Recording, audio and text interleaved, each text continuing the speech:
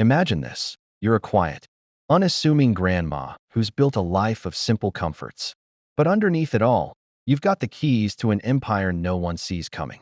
And then, your own flesh and blood turns on you, mocking you online for the world to see. What do? You don't yell, you don't fight. You strike back in the most calculated, ice-cold way possible. If that's the kind of revenge that gets your blood pumping, you're in the right place. Welcome to today's story. Grandma's Silent Strike, the TikTok betrayal that cost them everything. Now, let's dive right in. Picture a warm Florida morning, the kind where the sun filters through palm fronds and casts long shadows on cracked asphalt. Evelyn Caldwell, everyone calls her Evie, steps out onto the porch of her double-wide trailer, the one she's called home since 1982. It's got that faded yellow siding, a screen door that creaks just a bit, and a single cactus in a terracotta pot that she waters faithfully every day. Evie's 73 now, with silver hair pulled back in a simple bun, wearing one of her usual cardigans from Kohl's, the kind that's soft and practical, nothing flashy. She drives an old Buick LeSabre, the paint a little dulled from years under the relentless sun, but it runs like a dream. To anyone looking, she's just another retiree living quietly in Central Florida, maybe scraping by on Social Security and memories. But here's the thing no one knows, at least, not the ones who underestimate her. Evie's late husband started a chain of self-storage facilities back in the day. Small at first, but smartly placed.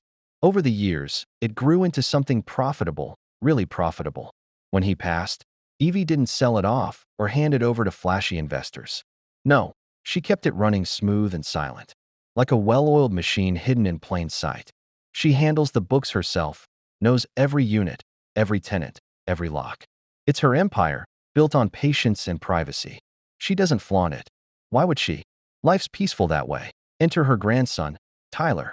He's in his late 20s, charming in that boyish way, with a quick smile and dreams bigger than his wallet. And then there's Madison, his fiancée, all energy and ambition. The type who lives for the gram, or in her case, TikTok. Last spring, they hit a rough patch. Couldn't afford rent in the city, jobs not panning out. So they come to Evie with those puppy dog eyes. "Grandma, just for a bit," Tyler says, hugging her tight. "We need a place to crash while we get on our feet." Evie, being the soft-hearted type deep down, offers them one of her nicer units, a climate-controlled spot in the facility. Unit 412, rent-free. She tells them, because family helps family. They think it's out of love, and sure it is. But it's also because Evie's always been generous to those who deserve it. They move in quick, transforming the place into something out of an influencer magazine. Thousands poured into ring lights that cast perfect glows. Marble-look contact paper slapped on every surface to make it look luxe. Faux plants dangling from the ceiling like they're in some boho paradise. Madison's TikTok brand explodes. Dance challenges, lifestyle vlogs, all filmed in their content house. Tyler's right there with her, liking every post, cheering her on. Evie smiles when she sees them, drops by with homemade cookies now and then. "Looking good, kids," she'd say, and mean it. But then, cracks start showing. Little things at first. They stop inviting her over for dinner. Tyler's calls get shorter, more distracted. Madison starts eyeing Evie's trailer like it's a relic from another era. And then, last month, it hits the fan. Madison posts a video, phone in hand, panning around the storage unit with that fake sad filter. Caption, POV, your fiancé's grandma is literally hoarding junk in storage while we can't afford a real home. She tags Evie, right there for all her followers to see. The comments flood in, brutal, mocking. "Grandma needs to downsize LOL," one says. "Entitled boomers hoarding wealth," another chimes. And Tyler? He likes the post. Doesn't say a word to defend her. Evie's heart twists like a wet rag being wrung out. She sits there in her living room, the glow of her old desktop computer lighting her face, reading every word. Her hands tremble just a bit, but she doesn't cry. No, she steeps a cup of Lipton tea and thinks. Christmas Eve rolls around, the air thick with that humid Florida chill. They call her, not to invite, but to uninvite. It's just gonna be low-key. "Grandma," Tyler says over the phone, voice casual like he's discussing the weather. "You'd hate the vibe anyway." Madison giggles in the background. Evie pauses, her fingers tight on the receiver. "All right, sugar," she replies softly. "You kids have fun." She hangs up, stares at the wall where a faded photo of her husband smiles back. That's the moment, the quiet snap inside her. Enough. If you've ever been dismissed by the people who should have your back, if you felt that slow burn of betrayal from family, then stick around. This story's about to deliver the kind of justice that makes you fist pump the air. Hit that like button if you're already rooting for Evie. Subscribe for more tales of sweet, sweet payback. And let's get into how one unassuming grandma turned the tables in the most epic way. You won't believe what happens next, the days after Christmas. Eve stretch long and quiet for Evie. She doesn't rush. That's never been her way. Instead, she moves through her routine like nothing's changed, watering that stubborn little cactus at dawn. The water trickling slow and steady into dry soil, the way she always does it. She brews her Lipton just strong enough, sits at the small formica table in the kitchen, and opens the thick binder she keeps under the sink. Pages of leases, payment logs, maintenance records, all handwritten in her neat, looping cursive.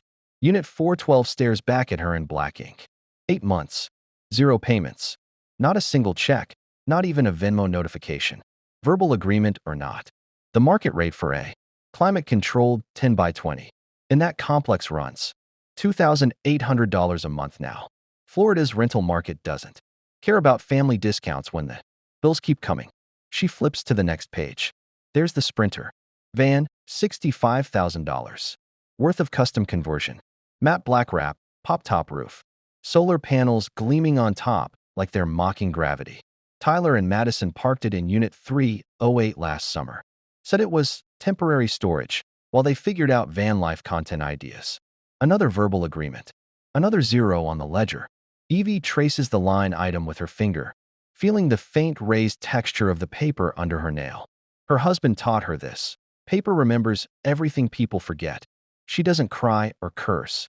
She just closes the binder, stands up slowly, knees creaking like old floorboards, and walks to the window. Outside, the storage facility gates catch the late afternoon light. Tall and silver, padlocks glinting. Her empire. Quiet. Patient. Waiting. December 26th, she makes the first call. Not to Tyler. Not to Madison. To the locksmith she's used since the Reagan administration. "Morning, Ray," she says, voice calm as pond water. "Need all locks on Unit 412 rekeyed today, if you can swing it. And the main gate code. I want it changed tonight after close." Ray doesn't ask questions. He knows better. "On it, Miss Evie. I'll be there by noon." By 3 o'clock the old locks are gone, shiny new brass ones in their place. The gate code is now a random 6-digit string only. Evie and her 2 trusted managers know. She doesn't tell a soul. Not yet. Next morning she sits at her desk again, printer humming softly as it spits out the eviction notice. Florida law is clear, non-payment after 30 days. Certified mail, 5-day grace to cure or vacate. She fills in every blank meticulously. Names, unit number. Amount due retroactive, $22,400 and climbing. 30-day notice to vacate or face lien enforcement proceedings. She attaches a copy of the verbal lease terms she jotted down the day they moved in, $0. Rent as family courtesy. Terminable at her discretion with 30 days notice. She signs it, folds it into the envelope, and drives to the post office herself. Certified mail. Return receipt requested. Proof. While she's out, her phone buzzes once. A text from Tyler. "Hey Grams, you good? Madison's been stressed about content ideas. Might need the unit a little longer LOL. Love you." She reads it twice. Doesn't reply. Just slips the phone back into her cardigan pocket and keeps driving. The certified letter arrives 3 days later. Madison opens it at the folding table they use as a desk inside Unit 412. Ring lights still humming overhead. Evie knows this because the facility has security cameras. Not the fancy 4K kind. Just good old grainy ones that catch everything. She watches the playback later that evening from her laptop in the trailer. Volume low, tea cooling beside her. Madison's face goes from bored to confused to furious in about 12 seconds flat. She reads aloud in that high, performative voice she uses for TikToks. $22,400. Retroactive. Lien on personal property. Sprinter van. 30 days. Her laugh starts sharp, disbelieving. This has to be a joke. Tyler, your grandma's lost it. She's trying to charge us rent? For living in a storage unit she gave us. Tyler leans over her shoulder, scans the page. His mouth opens, closes. Color drains from his cheeks. She never said anything about money. Madison shoves the paper at him. She never said it was free forever either, apparently. God, this is so boomer. Hoarding money while we struggle. Classic. They pace. They argue. Madison films a quick rant. Phone angled so only her face shows. Background carefully cropped. Y'all update. Fiancé's grandma just hit us with an eviction notice. For the content house, she literally begged us to use. Like, who does that? Entitled much. She doesn't post it. Not yet. Smart enough to know the optics might flip. That night they drive to the gate. Punch in the old code. Nothing. Try again. Red light. Madison slams the steering wheel. She's literally locked us out of our own home. Tyler calls. Evie. Straight to voicemail. He leaves 3 messages. First confused, second pleading, third angry. Grandma, this isn't funny. Open the gate. We need our stuff. Evie listens to every one from the comfort of her recliner. The only light coming from the Christmas tree she never bothered to take down. Tiny colored bulbs blink slow against the wall. She sips her tea. Doesn't call back. New Year's Eve they show up at the trailer. Madison's wearing oversized sunglasses even though it's after dark. Arms crossed tight over her chest. Tyler looks smaller somehow, shoulders hunched. They bang on the screen door. Evie opens it slow, still in her house slippers and cardigan. Grandma. Tyler starts, voice cracking a little. We got the letter. What's going on? Evie steps aside just enough to let them see inside. Same old furniture. Same old photos, same quiet life. Y'all are 30 days past due, she says, matter of fact. Market rate's $2,800 a month. 8 months makes $22,400. Plus late fees. I sent the notice. Law's the law. Madison pushes forward. This is insane. You said we could stay? You said family. I said rent-free while you got on your feet. Evie corrects gently. Not forever. Not while you mock me to 500,000 strangers and call me a hoarder. Madison's mouth opens, then snaps shut. Tyler looks at the floor. Evie continues, unhurried. The van in 308? That's collateral now. Liens filed. You don't pay, I sell it. Clean title. Should cover most of what you owe. Madison's voice rises. You're stealing our home. Our content. Our whole life is in there. Evie tilts her head. Wasn't much of a home if you could film a video shaming me for living the way. I've lived 40 years and still smile about it. Tyler finally speaks, barely above a whisper. We didn't mean it like that, Grams. It was just content. Evie looks at him a long moment. The boy she used to bounce on her knee. The one who used to beg for her oatmeal cookies. Something flickers behind her eyes, not quite anger. Disappointment, maybe. Deeper. Then maybe next time, she says softly, think before you hit like. She closes the door. Not hard, just firm. The lock clicks. They stand on the porch a minute longer.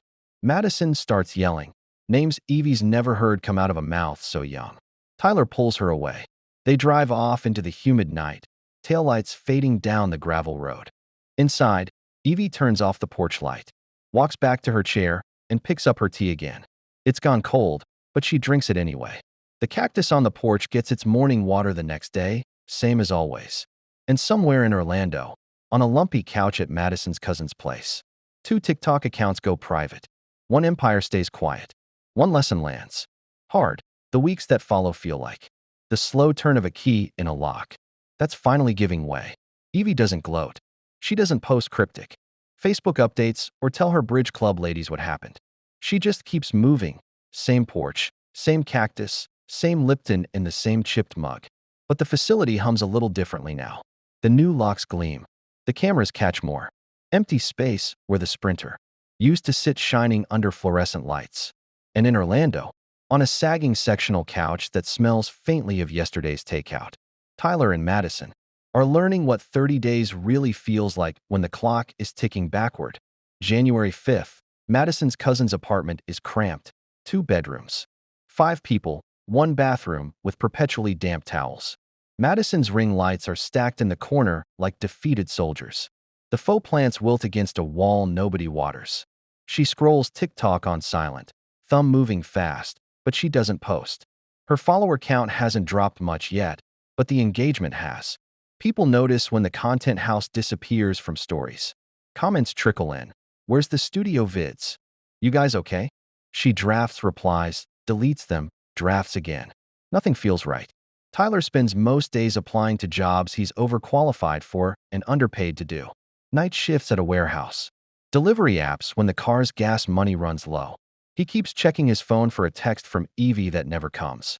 Every time the screen lights up with a notification, he flinches, hoping, then deflates. He replays the Christmas Eve call in his head, the casual way he said, "You'd hate the vibe anyway." The giggle in the background. His own thumb hovering over the like button on that post. He feels small in a way he never did when the ring lights were on him. January 15th. The 30-day clock hits zero.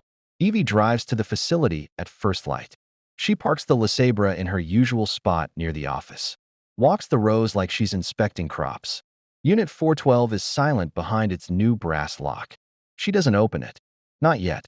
Instead, she heads to Unit 308. The Sprinter sits exactly where they left it, tires a little low, but otherwise pristine. Custom everything. Blacked out windows, built-in bed platform, kitchenette with butcher block counter. Even a tiny sink that still has a price tag dangling from the faucet. $65,000 on wheels. She runs her hand along the side panel, cool metal under her palm. Not anger, not triumph, just quiet arithmetic. She calls her lawyer, not some flashy downtown firm, but Mr. Hargrove, the same man who handled her husband's will 20 years ago. He answers on the second ring. "Miss Evie, Happy New Year. What can I do for you?" "Need to enforce a lien," she says simply. "Vehicle, $65K value. Debts, $22,400 plus fees. Auction if they don't cure by end of month." Hargrove doesn't lecture her about family. He knows better. "I'll draft the notice today. Certified again. Certified. And post it on the van itself. Make sure they can't miss it." By afternoon, 2 notices are taped to the Sprinter's windshield in bright yellow. Envelopes. Final demand. Lien enforcement. Vehicle to be sold at public. Auction if balance not paid in full by February 15. Below that, the exact amount. The statute reference, Hargrove's number. Evie stands back, arms folded, and watches the maintenance guy finish the taping. The yellow paper flaps a little in the AC breeze inside the unit. It looks official. It looks final. That evening, the inevitable happens. Her phone rings. Tyler. She lets it go to voicemail twice before she picks up on the third. "Grandma," he says, and his voice cracks right down the middle. "We saw the notice on the van. You're really gonna sell it?" Evie sits on the edge of her bed, old quilt bunched under her thighs. "I gave 30 days. More, if we're counting from the first missed payment. We don't have $22,000, he whispers. "We don't have 2,000. Madison's." She's freaking out. Says her whole brand is dead without the setup. Evie closes her eyes for a second. Here's the boy he used to be in that whisper. "Should have thought about that before you filmed me like I was some joke for likes." Silence stretches. Then Madison's voice cuts in, speakerphone. Sharp and wet with tears or rage, maybe both. "You're evil. You know that. You're sitting in your trailer hoarding money while we're couch surfing. You could help us. You could forgive it. Your family." Evie's voice stays level, almost gentle. Family doesn't film family for clout and tag them so strangers can laugh. Family doesn't like the post. Family doesn't uninvite grandma on Christmas because the vibe's wrong. Madison starts to interrupt. Evie keeps going. "I built that business with my husband. Dollar by dollar. Lock by lock. I didn't spend it on ring lights or marble contact paper. I saved it. Quietly. So when people needed help, I could give it. You needed help. I gave it. You took it, then turned around and shamed me for the life I chose. That's not family. That's using."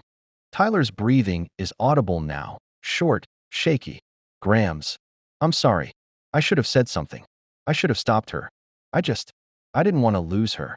Evie lets that sit a moment. "You might still lose more than that if you don't figure out who you want to be." She doesn't hang up right away.